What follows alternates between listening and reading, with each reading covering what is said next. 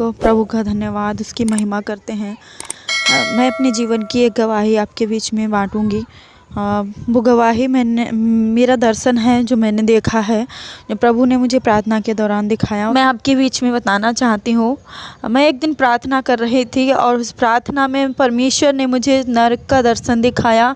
मैंने जब नरक को देखा तब मैं उस नरक की तड़पन से तड़प उठी, मैं व्याकुल हो उठी। और मैं आपको बताती हूँ कि वहाँ पर कैसी कैसी पीड़ा है जो मैंने अपने शरीर पर सही है। मैंने उस पीड़ा में गुजारा है वो टाइम। मैं 1 घंटा लगातार प्रार्थना के बीच उस नरक के बीच में रही। और जब मैं धरती पर थी, प्रार्थना कर रही थी, तो मैं बेहोशी हालत में थी, मैं बेहोश हो चुकी थी। और उस बेहोशी हालत में मेरी आत्मा प्रभु यीशु के साथ में नरक में थी। मैंने नरक के द्वार पर खुद को पाया और मैंने पाया कि वहाँ पर एक पतली सी रास्ता है जो अंधेरे से भरी हुई है।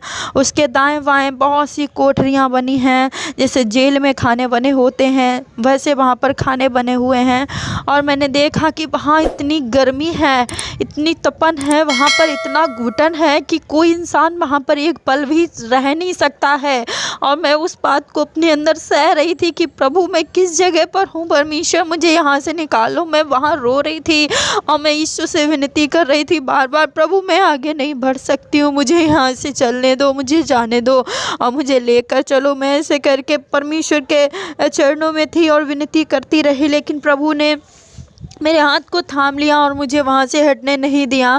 फिर उन्होंने मुझे एक कमरा दिखाया वहाँ पर, जिस कमरे को मैंने देखा कि उस कमरे के अंदर एक आदमी है और जो आदमी जो है वो वहाँ पर सफ़ेद कलर की शर्ट पहने हैं और ब्लैक कलर की पैंट पहने हैं।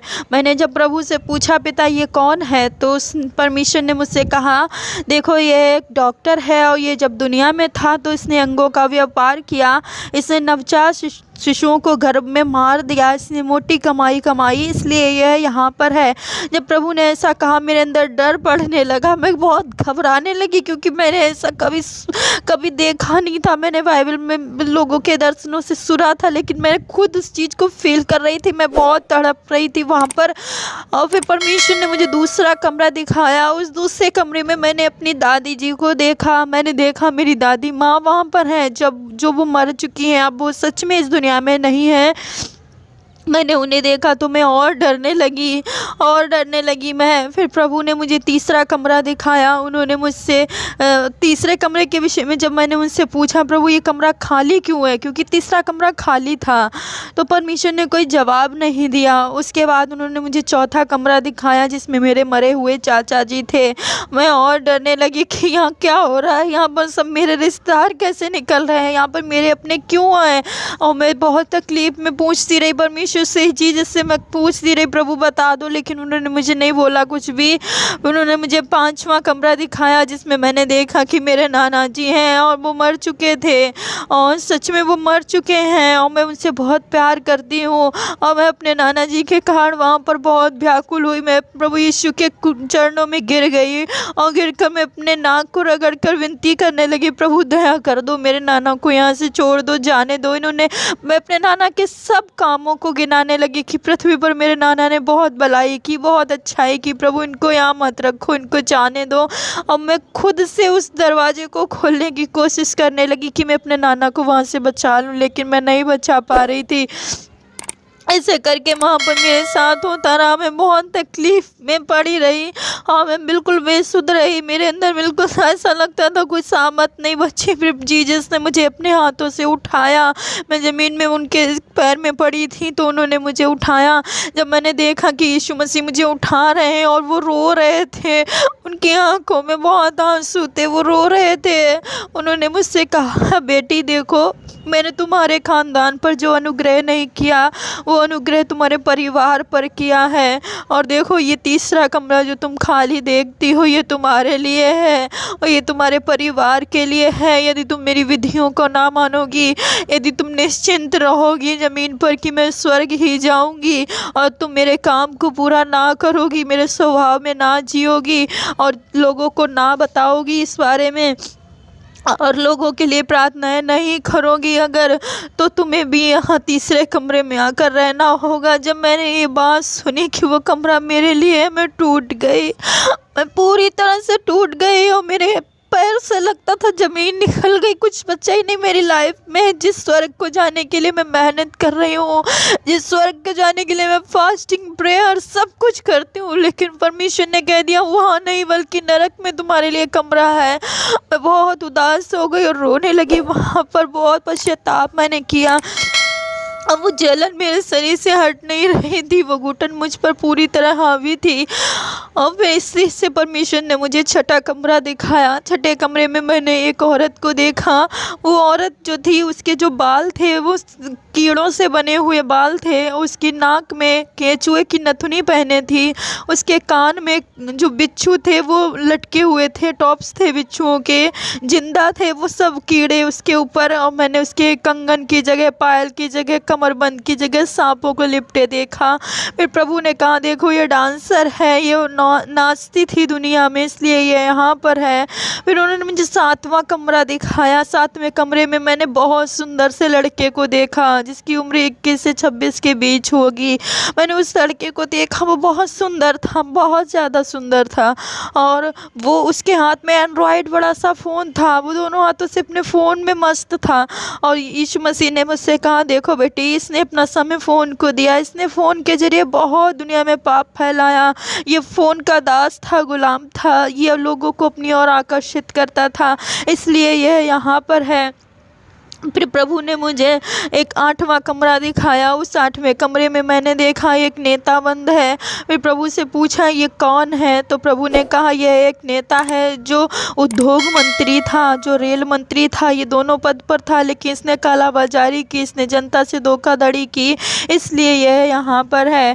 फिर जीसस ने मुझे 9वां कमरा दिखाया। 9वें कमरे में मैंने देखा कि वहाँ पर 14 साल, 15 साल, 16 साल के बच्चे हैं। प्रभु से पूछा प्रभु आपने कहा बच्चों को मेरे पास आने दो, फिर बच्चे यहाँ पर क्यों है पिता? आप ये सब क्यों है? मेरे समझ नहीं आ रहा था मेरे साथ क्यों हो रहा है ये सब, मैं क्यों देख रही हूँ? मैं नहीं देखना चाहती थी वो तकलीफ़ को, लेकिन प्रभु ने कहा कि देखो इन्होंने मेरी आज्ञा नहीं मानी, इन्होंने व्यर्थ अपना समय व्यर्थ चीज़ों में गंवाया, इन्होंने माता पिता को तुच्छ जाना, इस कारण ये यहाँ पर हैं। इस तरीके से प्रभु ने मुझे वहाँ पर 9 कमरे दिखाए और मैं उस 9 कमरों को देखते हुए तड़प रही थी। मेरे दिमाग से वो तीसरा कमरा नहीं निकल पा रहा था कि वो मेरे लिए रखा गया। और फिर परमेश्वर मुझे नरक के एक दूसरे भाग में ले गए। वो मैंने भाग देखा। उस भाग में मैंने देखा एक बड़ा सा पत्थर है जिस पत्थर के चारों ओर दूत हैं और दूतों के हाथ में तलवारें हैं, जंजीरें हैं, चाबुकें हैं बहुत बड़ी बड़ी, और वो उस पत्थर पर घिस घिस के तेज बना रहे हैं। वहाँ मैंने देखा पीले कलर का चार्ट पेपर बैनर के जैसे लगा है, उस पे लाइनिंग से कुछ लिखा हुआ था। फिर मैंने प्रभु से पूछा प्रभु ये क्या हो रहा है सब? तो प्रभु ने कहा देखो ये दूत हैं और ये दूत इन मनुष्यों पर जाते हैं, मनुष्यों के पास, और इन्हें 4-4 घंटे के लिए एक एक पीड़ा देते हैं। इस पेपर पर टाइम टेबल बना हुआ है, इस पर हर दूत लिखा है, हर दूत का नाम लिखा है और पीड़ा लिखी है कि कौन सा दूत जाएगा और 4 घंटे कौन सी पीड़ा देगा।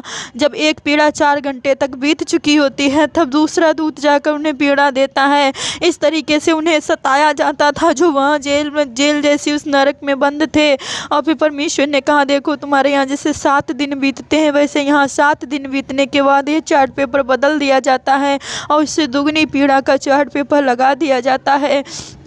ऐसे करके मैंने उस दर्शन को वहाँ पर देखा। मेरे अंदर इतना खौफ, इतना डर था, मैं पूरी रीत से बेसुध थी और बेहोश हो चुकी थी। काफ़ी टाइम के बाद मुझे प्रार्थना में से होश आया तो मेरी फैमिली ने मुझे उठाया। मैं बेहोशी हालत में थी और मुझे सदमा सा लग चुका था। मैं ना कुछ बोल पा रही थी, किसी से सब पूछ रहे थे क्या हुआ, लेकिन मैं किसी से कुछ बोल नहीं पा रही थी। मुझे बिल्कुल मैं शॉक थी, मेरे साथ क्या हो गया ये। मेरे अंदर से मेरे रिश्तेदार वहाँ से आंखों से मेरे निकल नहीं पा रहे थे। वो तीसरा कमरा जो प्रभु ने कहा तुम्हारे लिए, वो मैं भूल नहीं पाई। और मैं 2 दिन ऐसे ही सदमे में रही। मुझे ना कुछ खाना अच्छा लगा, ना ही मुझे नींद आई। 2 दिन मैं व्याकुलताओं से भरी रही, मैं लगातार प्रार्थना में रही। 2 दिन के बाद प्रभु ने शाम को मेरे ऊपर एक फिर से दर्शन दिया। प्रभु ने मुझसे कहा, बेटी तू व्याकुल क्यों होती है, तुझे शांति मिले। देख आज लोग निश्चिंत हो चुके हैं और मैंने ये दर्शन तुझे इसलिए दिखाया ताकि तू लोगों में गवाही दे कि नरक में कितनी पीड़ा है, वहाँ कोई ना आए, वो उनके लिए नहीं है, मैंने उनके लिए नरक नहीं तैयार किया है। और तू लोगों को बता क्योंकि तू जिंदा गवाह है। और देख वो तीसरा कमरा सिर्फ तेरे लिए नहीं वरन पूरी मानव जाति के लिए है। जो मानव जाति आज निश्चिंत होकर बैठी है कि वो प्रार्थनाओं में है, वो उपवास में है और वो दर्शनों से भरे हैं, वो वरदानों से भरे हैं, कलीसियाएं आज निश्चिंत हैं। अगर वो ऐसे ही निश्चिंत बैठी रही तो वो उस तीसरे कमरे में पहुंच जाएंगी क्योंकि वो मेरे स्वभाव में नहीं जी रही हैं। उनसे बताओ कि वो मेरे व्यवहार में जिए, लोग मसीह के स्वभाव में जीने लगे। प्रभु ने ऐसे मुझसे कहा तो मुझे तसल्ली और शांति मिली। मेरा आप सबसे बस इतना ही निवेदन है, मुझे प्रभु ने इतना ही प्रकट किया है। मैं आपसे हाथ जोड़कर निवेदन करती हूँ, मैं उस पीड़ा को सह चुकी हूँ 1 घंटे और मैं उस डर में 2-3 दिन जी हूँ, वहाँ बहुत तकलीफ़ है। अपने अपने परिवारों के लिए ज़रूर से प्रार्थना करें, अपने जीवन को अच्छा बना लें, कभी वहाँ जाने की कोई भी कोशिश ना करें, गलती से भी वहाँ मत कोई भी अपने कदम को बढ़ाए। जो इस ऑडियो को सुने आगे ऑडियो को पहुंचाए ताकि लोगों तक ये वचन जाए। वहाँ की पीड़ा असहनीय है, वो मैं अभी तक अपने ऊपर सह रही हूँ, मैं निकल नहीं पा रही हूँ उससे। वो गर्मी उस दुनिया की गर्मी से बहुत अलग है, वो बहुत अलग गर्मी है, वहाँ पर बहुत अलग घुटन है, वो अजीब सी घुटन है, वो मार देने वाली घुटन है, लेकिन मौत नहीं है वहाँ पर मौत नहीं है। प्रभु ने ऐसे करके मुझसे बात की, मुझे दिखाया। उसके बाद परमेश्वर मैं आपसे यही कहना चाहती हूँ कि प्रभु का आगमन बहुत निकट है, यीशु मसीह बहुत जल्दी ही आने वाले हैं और वो हमें लेकर जाएंगे, लेकिन हमें चुनना है कि हमें नरक में जाना है या स्वर्ग में जाना है। मेरा सबसे निवेदन है आप लोग अपने जीवन को अच्छे से तैयार करें ताकि प्रभु में हम सब स्वर्ग में मिलने पाए। नरक हमारे लिए नहीं बनाया गया, वो पीड़ा अपने बेटों को, बच्चों को, बेटियों को कभी नहीं देना चाहता है। मेरा आपसे विनती है, निवेदन है, इस ऑडियो को लोगों को बताएं, अपने अपने मसीही परिवारों में बांटें, हर एक जन तक इस बात को पहुंचाएं। प्रभु इस आवाज़ के द्वारा, इस गवाही के द्वारा, इस दर्शन के द्वारा आप सबको बहुत आशीषित करे। मेरी परमेश्वर से प्रार्थना है कि हम सब अपने अच्छे जीवन को बना लेने पाएँ क्योंकि प्रभु का दिन निकट आ चुका है और परमेश्वर किसी भी घड़ी प्रभु यीशु हमारे लिए आने वाला है, यीशु आने वाला है। अब हमें जागना है, यीशु आ रहा है। प्रभु का धन्यवाद करते हैं। आप सबको प्रभु बहुत आशीष दे, सबको प्रभु यीशु के नाम में जय मसीह की। ऐसे अनेक वीडियोस को देखने के लिए हमारे चैनल को सब्सक्राइब करें, बेल आइकन प्रेस करें और वीडियो को लाइक जरूर करें। धन्यवाद।